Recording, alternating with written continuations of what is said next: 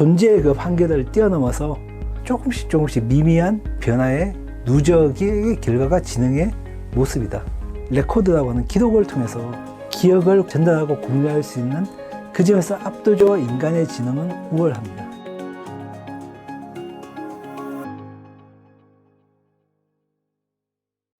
안녕하십니까.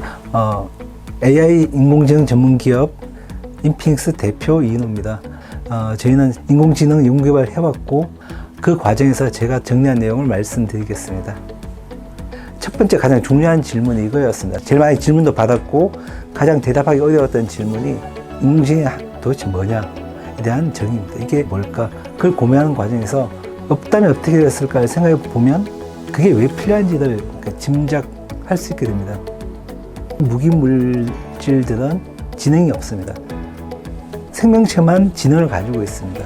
그런데 생명체 중에서도 특정한 생명체는 좀 더 많은 지능, 그렇지 못한 어떤 생명체들은 아주 초보적인 낮은 거의 미미한 정도의 지능을 가지고 있습니다. 이 지능의 차이는 뭘까? 여기서 저 질문을 시작했습니다. 답을 하기 위해서. 그래서 제가 찾은 거는 움직임이었습니다. 생명체가 움직이기 위해서는 지능이 필요했구나. 지금 있는 곳이 어떤지를 판단해야 되고 내가 움직이려면 어디로 움직여야 되지? 비교하고 판단할 수 있는 게 필요했습니다. 그게 지능이었구나. 또 이 필요 때문에 우리 인류가 인공지능을 만들어냈구나. 이렇게 찾을 수 있게 되는 것입니다.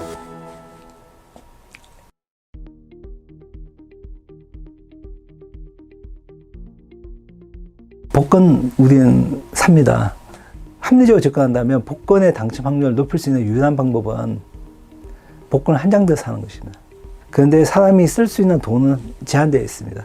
우리 생명체도 살아가기 위해서 쓸 수 있는 시간, 자원은 제한되어 있습니다. 그 제한된 자원을 가지고 어떻게든 내 생존 가능성을 높여야 될 텐데 식물과 동물의 전략이 달라집니다. 식물은 움직이지는 못합니다.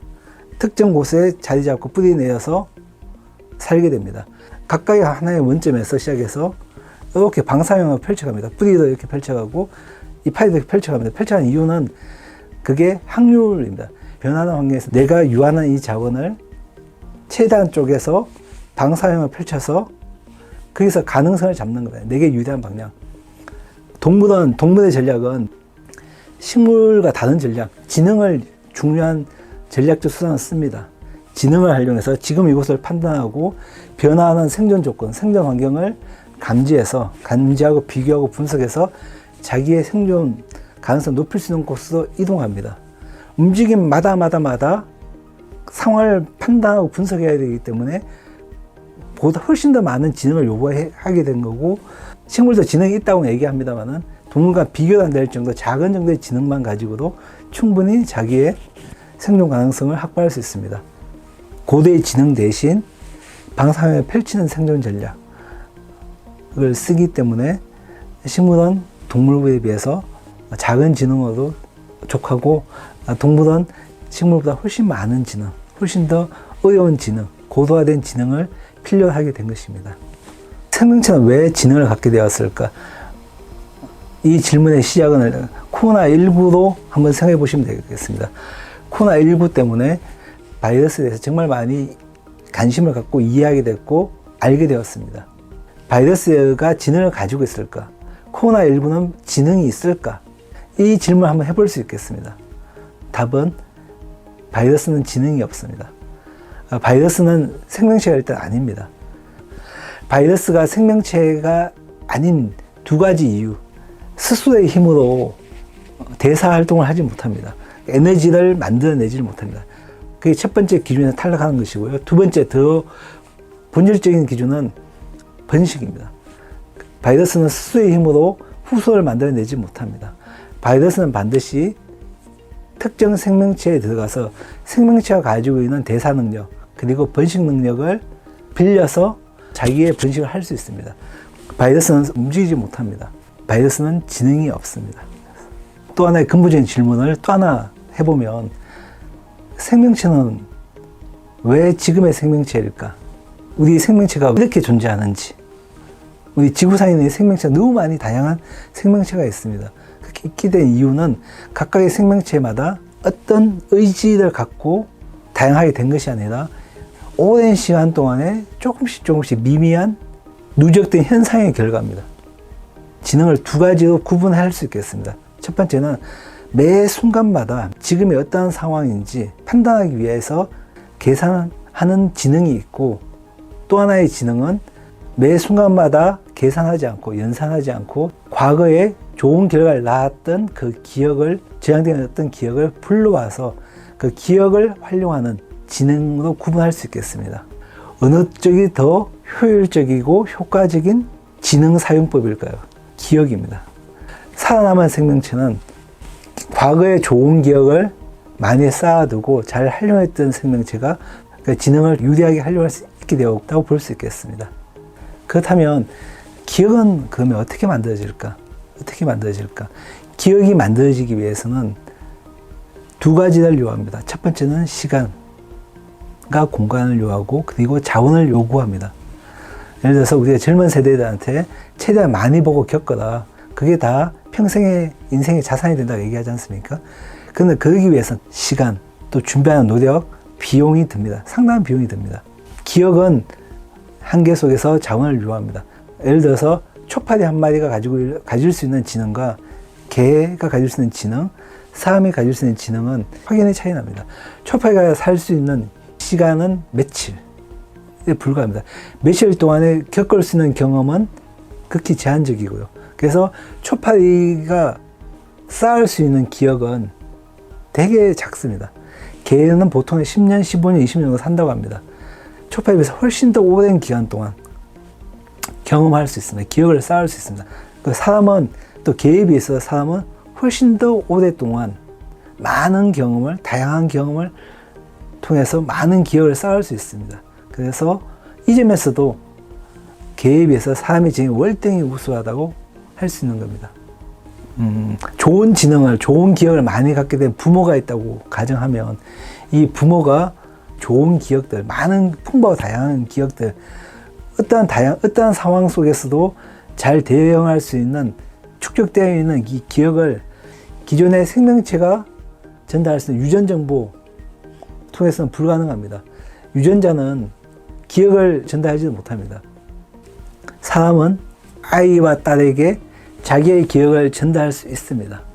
자기의 딸이 20살, 20몇 살이 되고 성인이 된 다음에도 어떤 남자친구를 만나서 얘기할 때 그 남자 사귀지 마 하는 것은 엄마가 쌓아올린 수십 년간의 그 기억을 통해서 좋은 남자를 보는 그 기준, 이 딸에게 강요하듯이 알려주는 겁니다. 너 이런 남자 만나면 안 돼. 그러면 나처럼 돼. 예, 결론적으로 말씀드리면 합리적 지능은 순간의 연산보다 과거의 기억을 활용하는 방법을 택합니다.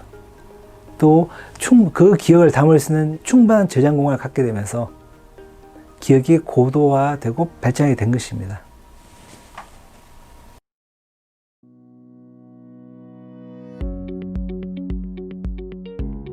계속 달라지는 환경에 대해서 대응하는 생명체의 대응 방법은 두 가지가 있습니다. 첫 번째는 생명 개체, 이 개인이 그 환경에 대해서 적응하는 방법. 그다음에 또 하나의 방법은 번식하는 그 과정에서 약간의 실수로 인해서 부모와 아주 조금씩 다른 후손들이 만들어집니다. 그 중에서 어떤 아이는 달라지는 환경에 잘 살아남을 수 있게 되고, 어떤 아이는 그렇지 못할 겁니다. 최대한 다양한 후손을 만들어내서 그 후손들 확률을 높여서 마치 우리가 복권 한 장 더 사듯이 그렇게 해서 환경이 좀 달라지더라도 살아남을 수 있는 가능성을 확보하는 그 방법. 이 결과의 누적으로 이렇게 많은 다양한 생명체가 진화하게 된 것입니다. 자연 선택이라고 하니까 의지가 들어가는 것 같습니다. 환경이 얘는 괜찮은 녀석이야, 얘는 그렇지 않은 녀석이야 해서 자연이 마치 어떤 재판관처럼 오해될 수도 있습니다. 전혀 그렇지 않고요. 반대에도 마찬가지입니다. 환경에 적응한 생명체가 살아남는다. 그런데 그 생명체가 어떤 선택할 수 있는 능동적 주체가 아닙니다. 피동체입니다. 달라지는 환경에서 열심히 노력한 누군가는 살아남고 게으르고 나태했고 환경을 잘 읽지 못했던 어떤 생명체는 죽는다는 식의 설명이 아닙니다. 성선택에 빠질 수 없는 것은 어떤 생명체가 환경에 잘 적응하고 노력해서 당대에 오래 아주 무탈하게 잘 살았다 치더라도 짝을 만나지 못해서 죽는다면 소멸됩니다. 결국은 후손을 남김으로써 그 생명체가 지속 가능해지는 것이거든요. 그 부분을 설명한 것이 성선택입니다. 그러면 성선택은 의지냐 비의지냐, 자연선택은 의지가 개입되지 않습니다. 근데 성선택은 고등생물이라서도 개입되는 비중이 높아집니다. 그러면 선택할 수 있는 자유의지가 수컷이 셀까 암컷이 셀까? 암컷이라고 얘기합니다. 수컷은 자신의 자식에 대한 확신을 갖기 힘듭니다. 암컷만이 자신의 자식이 자신의 자식임을 확신할 수 있습니다. 암컷은 훨씬 더 보수적이고 수컷은 공격적입니다. 진보적이고. 그 이유는 짝짓기의 의사결정 과정에서 벌어지는 소비에 대한 자원이 훨씬 더 암컷이 강합니다. 좋은 수컷, 좋은 남자를 일까 안 일까 하는 고민을 훨씬 더 심각하게 여자들은 합니다. 이게 성선택 바탕으로 설명하는 이야기입니다.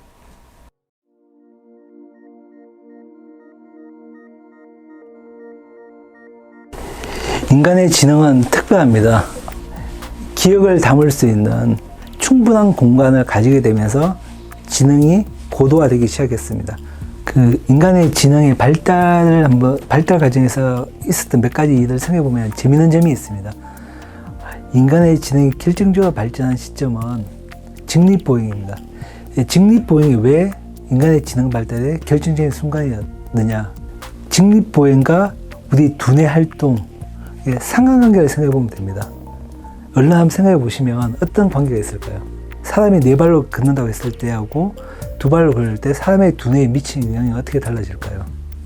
생각해 보시면 네 발로 걸을 때에 비해서 직립보행을 하게 될 때 두뇌가 지상에서 가장 먼 지점이 됩니다.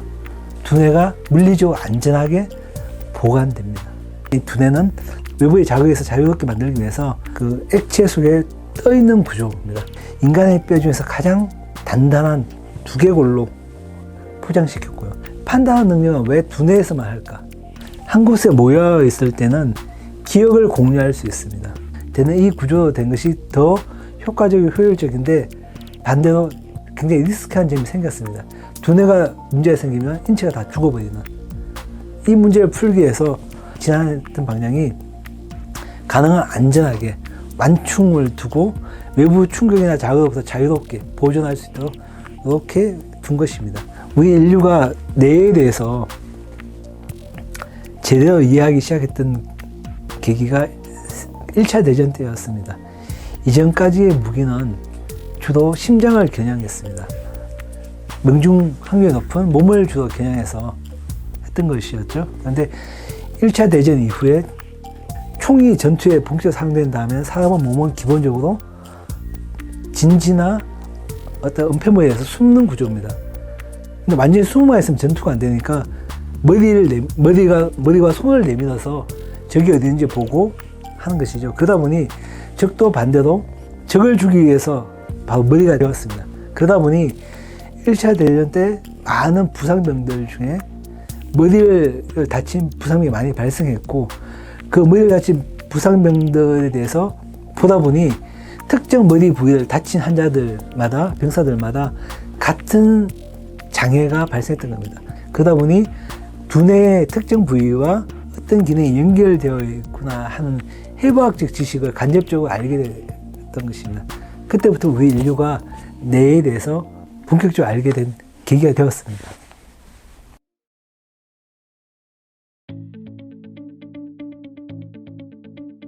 생명체가 살아가는 동안 쌓아 올린 그 축적된 그 기억은 그 생명체의 죽음을 통해서 죽음과 동시에 휘발돼서 날아가 버립니다.